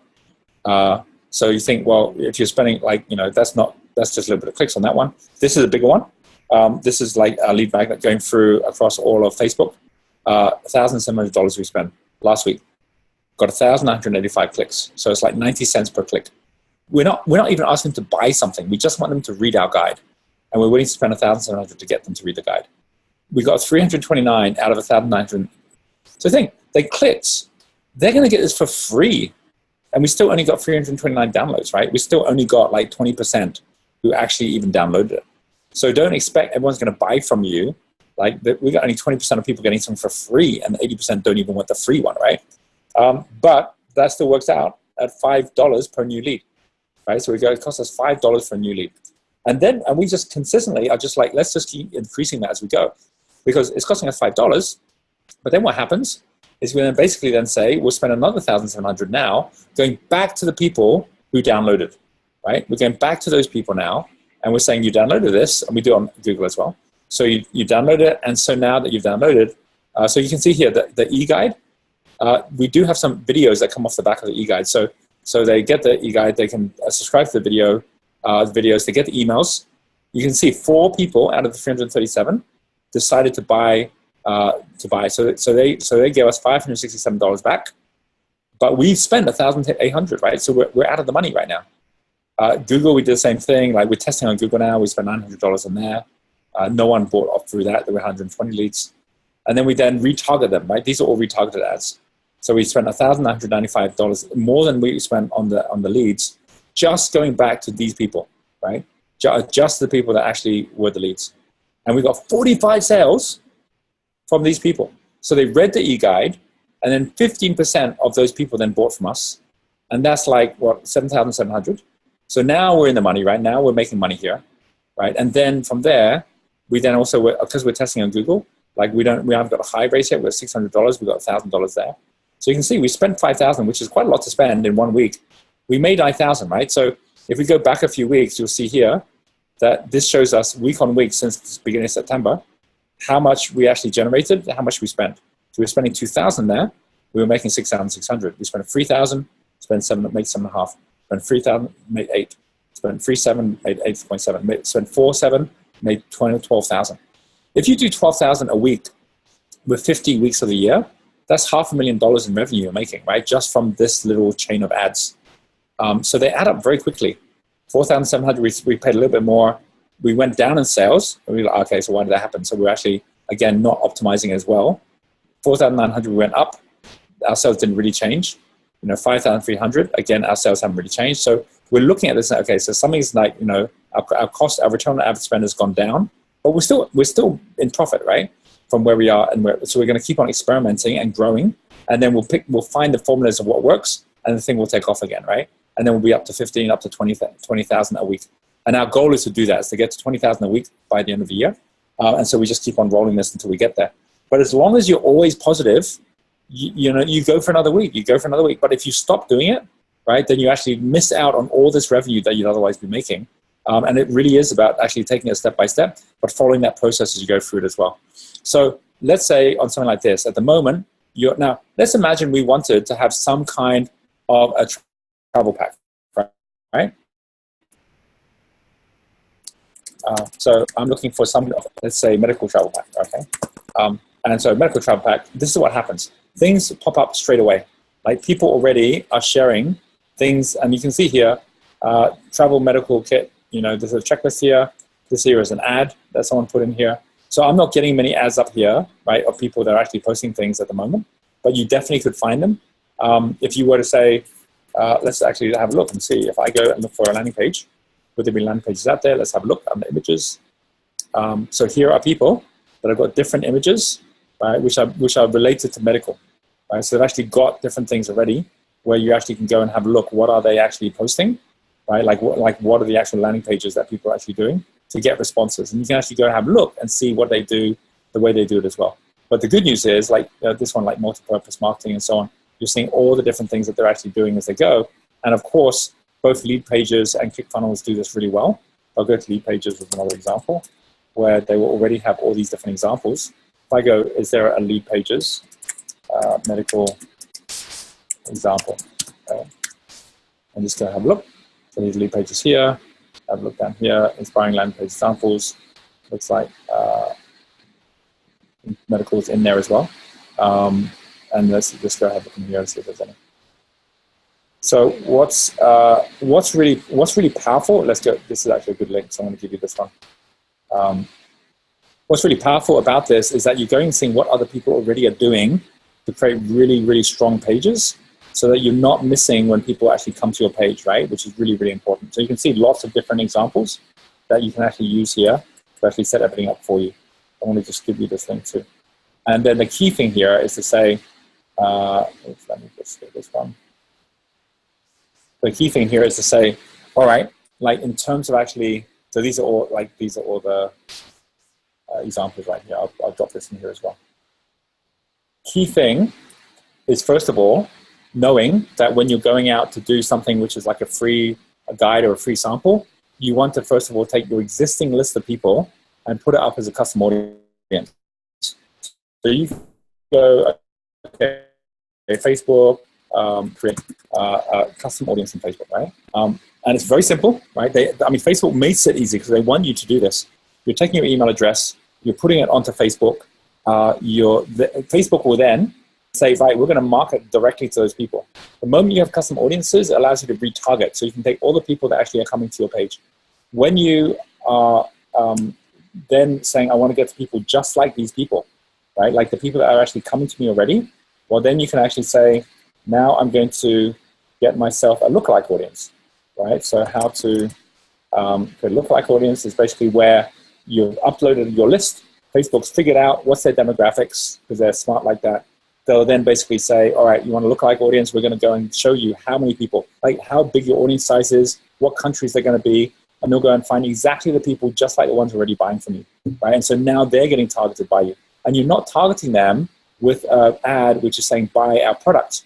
You're targeting with them with basically like a piece of content which says something like, top 10 tips, to be looking after, all of your, whatever it is you want to be saying when you're traveling, right? And then people go, oh, that's what I want to know about, right? And they'll actually click on it, right? Or are you travel ready, right? It's like a little quiz and they click on it. So that's what's going to actually get people to then be responsive and start clicking. And as they're clicking, you're capturing that as well. And then where you capture that is you actually set it up as a pixel, like a Facebook pixel where you're able to optimize. You drop this on your pages.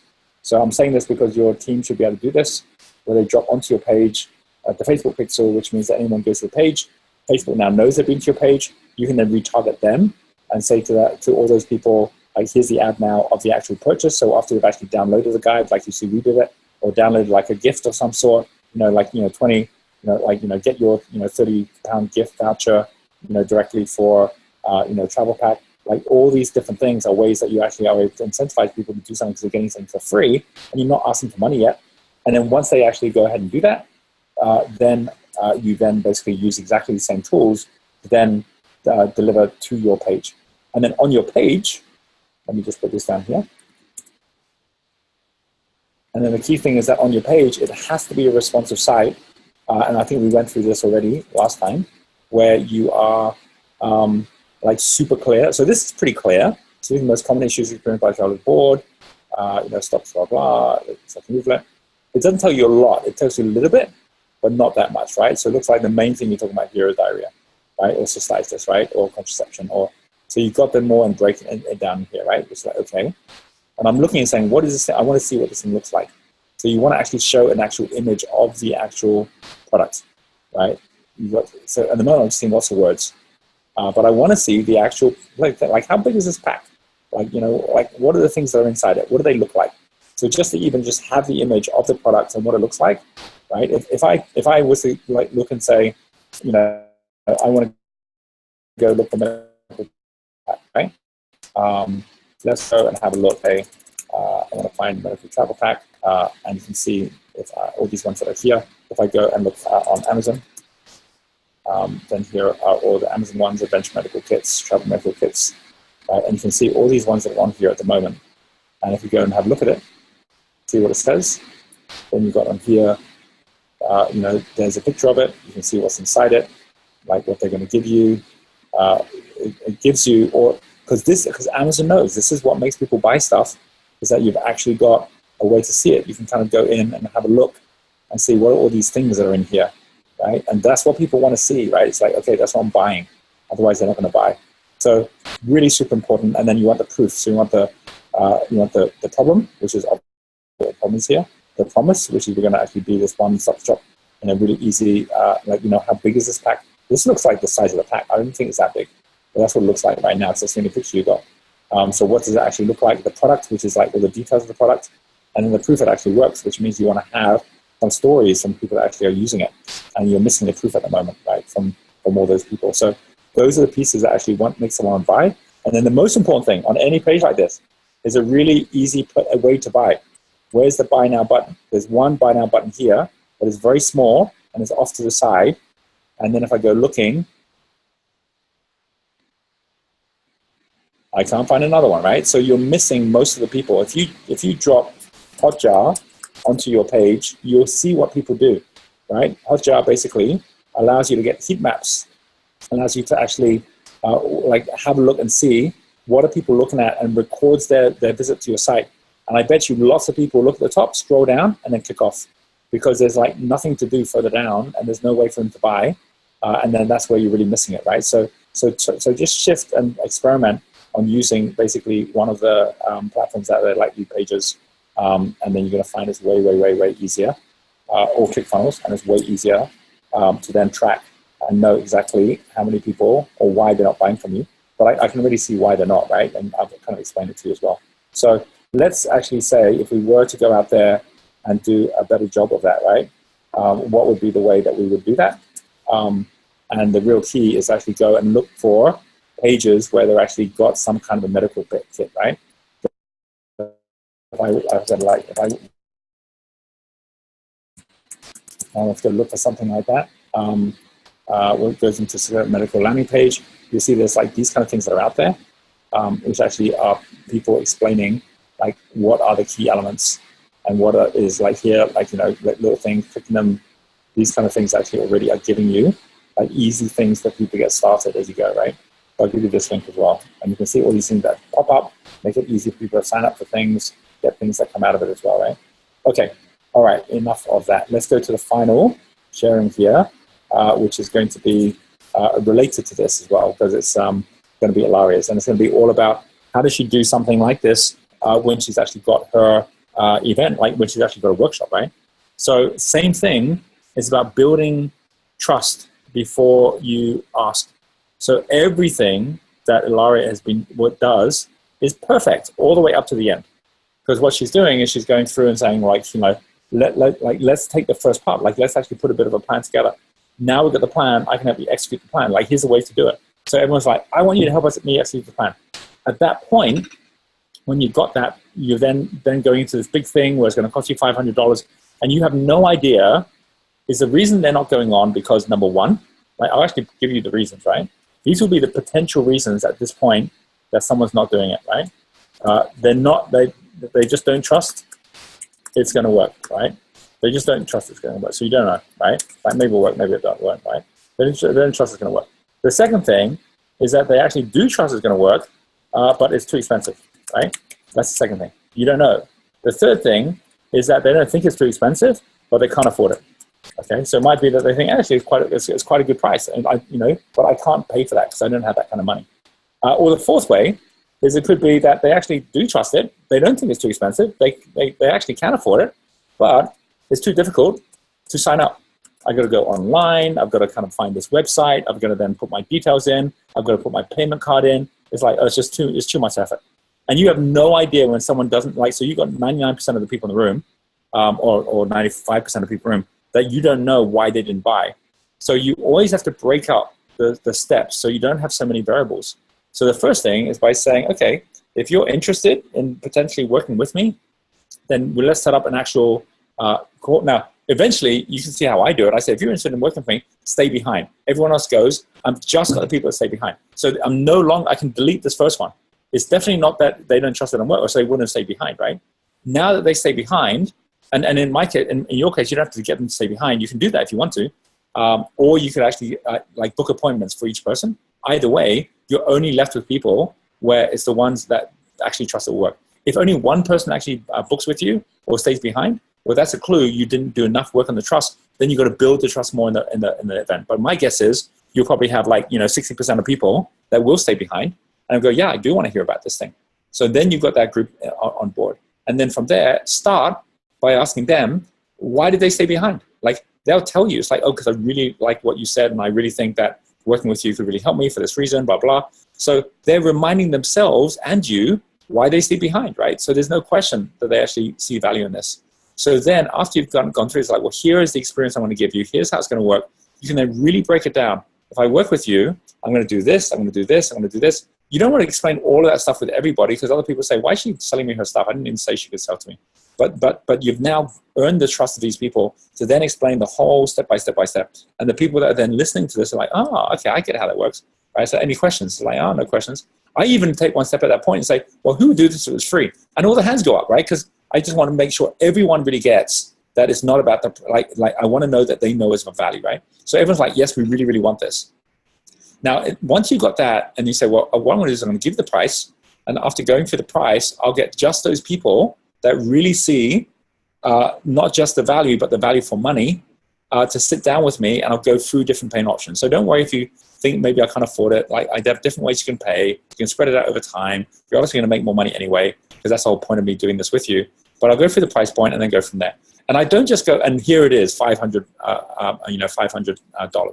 I would do it from the point of view of saying, before I go through the price point, in your case anyway, because you're helping people to build their business, before I go through the price point, I want to hear from some of you the plan you came up with, and if you were to compare it to what you were making last year, how much more in revenues, if you could actually create this plan, would it achieve in the next 12 months? So some people will be like, oh, geez, it's going to make me another $100,000. Others will go, well, this looks like it's going to make me $50,000. Find out what those numbers are. Because once they give you those numbers, then say, well, like, and let's imagine the average is like, $50,000. Then say, well, if you knew that I could help you to actually get to a number, whether it's 50,000 or 500,000, whatever it is, would you be willing to pay 10% or maybe even 5% of that gain for that help? And like, Hans go, yeah, I'd definitely be willing to do that. So like, well, if you were doing 50,000, 10% of that is $5,000, right? And if it was 5%, it'll be $2,500. Well, what I'm doing for those who'd like to come and work with me is I'm only charging $500, which is like 1% of that, right? And you're going to say, everyone's going to go, holy cow, I need to be a part of this. So what that is actually tying this to return on investment. Like, it's not just, oh, 500 is too expensive. It's like, what I'm giving up by not doing this is the ability to make $50,000, right? But you need to attach that so people are really clear. And because there's always going to be, for everyone who comes on board, there's always going to be a discomfort, right? When it comes to taking action. The discomfort of taking action, right? And your job is to make the discomfort of inaction, of not taking action, greater than the discomfort of taking action. Because only at that point where someone goes, well, it is kind of like taking action means I've got to pay money. It means I've got to do something new. It means I've got to work with, like, all that kind of stuff in their head is like it's easy to just do nothing. But the moment you're like, no, doing nothing means it's going to cost you 50 grand, then it's like, holy cow, that's actually more uncomfortable, right? Okay, I'm going to do something. And and we all are humans where too often people are in a comfort zone, and for them to change their health, they got to have a health scare, right? For them to change their wealth, they got to have a wealth scare. It's like, it's terrible just how much people are willing to leave it to the last minute before they actually do something. But being aware that that's what people are like, you want to move them to action by actually saying, look, there's a real cost of not doing something here. And they'll see it for themselves. So now you sit just with the people who are the ones that go, yep, I'm in, right? This is the right thing now. That means that they've already got to the point that they trust it works. They've already got the point, which is not too expensive. Now you're sitting down with them, and then you say, right, well, here are the different options to actually come on board, right? And you can get them to fill out all the details and say you can pay in full payment, you can pay in part installments. If you feel confident to do that on the stage, great. If you don't feel confident, meet them all one-to-one and go through the same process where you're actually going through with each one and saying, okay, well, is this enough value that you want to hear how this thing could work for you? And go through the same thing. If we can make 50,000, which we went through, would you be willing to pay 10%, or would that be reasonable? It's like, that would be pretty reasonable. It's like, okay, well, I'm not going to charge you 5,000. I'm going to charge you 500, right? So you're like, really? It's going to be that cheap? It's like, yeah, because I really want to work with you and make this work. Do you think that's value for money? If you can make the 50, you could definitely. It's like, okay, well, some people pay in full because they can afford it. Some pay in installment. There's an installment charge if you pay in installment. Can you afford to pay in full? Yes, I can afford it. It's like, great, then let's do it, right? And so you're actually getting really clear on it as well. And you walk it through with them. So you take away the too difficult thing. At the moment, you made it really difficult for them because they have to go do it on their own. We don't do that. We always guide them through it. We always help them on the process. And so as a result, if we just left them to it, no question, we'll get 99% of our sales would disappear because people just go off and then they get back to the normal life again. When they're with you, they're really excited. They want to do something. They just want to be guided, and they want to have their hand held through that process, which is really, really important. LinkedIn marketing, Facebook engagement, all the stuff I've set up here is all about consistency, doing it on an ongoing basis, and realizing that this is the long game, right? This is not about doing it overnight. It's about ongoing, continually connecting up and with everyone out there and actually making that work, which is super duper important as well. Okay, that is all of my sharing, which covers everybody. Oh no, it's not. Sorry, I did not cover yet. The green level. Cost consciousness and plan B is all about your planning. So we just had our planning in Lembongan. We brought everyone there. We mapped out what our plan was going to be. We put our financials together. We shared it with the whole team. So I think, Sarah, if you got the plan and you said, here's our first year, Here's our profit and loss and what it needs to look like. Here's our kitchen expenses. When we make, every time we sell $1,000 or $100 worth of, or €100 worth of something, here is basically how much we can afford for the food and so on. And then actually get the team to actually help you with it. Like, have the meetings once a month on the financials. Have the flight deck calls so that they're all on there and go, wow, I just overspent. Okay, I'm going to do a better job of that. And give them a profit share. So they actually realize that with a profit share, it's worth them actually cutting their costs as well. Then you're going to have them all on side with you, as opposed to them thinking you're the management just trying to make money. They're trying to keep people happy, and you're two totally separate things. It's going to bring them together and have a plan where you're all sharing it. And then a plan B where you're saying, if it isn't working on the first one, this is how we do it differently, right? Really super important to map that plan out. So we mapped that out with everybody over the last month, and it was really, really awesome just to have that experience of doing that. Okay, I'm going to stop my share now and give everyone a chance to share whatever was the biggest thing that came up on this call for you. And I'll go in the same order. So I will start with Karen is not here. So I'm going to start with Richard. Hello, Richard. Hey, Roger. Hi. I think for me, biggest takeaway is not trying to do everything. You've said it before, and I've taken on board of what you said before about getting other people to do things, or if it's already there, try and tap into that. The app, I don't think it's a good idea either. That's my business partner who's a creator. I didn't think it was a good idea. And now you've kind of just, you've confirmed that for me. So that's that's the big takeaway for me. Absolutely. That's good. Okay, awesome. Fabulous. All right, let's come over to Ilaria. Yeah, my biggest takeaway is review the process and the closing. So thank you so much. I realized that if I would have done the way that you said, I would have at least triple the outcome. So I'm very glad to be in this call. Thank you very much. Fabulous. Awesome. All right. And Claire.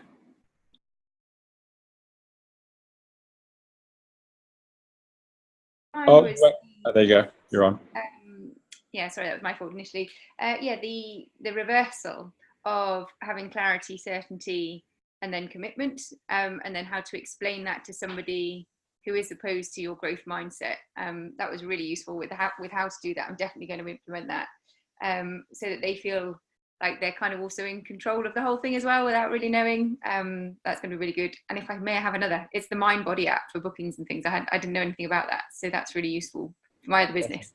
That's right. Okay, awesome. Very cool. All right, let's come over next to Danny. I'm a bit of a copycat now because it's the same thing. And I've heard you talk about the reversal of the commitment thing before. But for me, it always makes it easier for me when I can attach it to something real in my life. And you mentioning Evan, and you're absolutely right, because I was 100% committed to the result. There was no way we weren't going to get what I wanted. And so that made me really certain. And what I realised is, as I've sort of thought that through, we've spent £40,000. However, what we've gained for her is £600,000 worth of education and therapeutic care. So, but absolutely, I was completely certain that if I kept pushing forward and I kept investing in the process, that we would get the result we want. So just going to put that into my business. Very cool. Exactly right. Okay, awesome. And I see we have Sari here. I'm not sure how much of the call you heard, but I'm guessing maybe an hour or so because you came on because of the time change. Hello. Exactly. Hello. Hi. I'm so sorry. I didn't realize the time difference, first of all. And I'm in a stock room right now because that's the only place quiet. People walking outside to renovate our bar. So I only heard the last bit, last half of the call.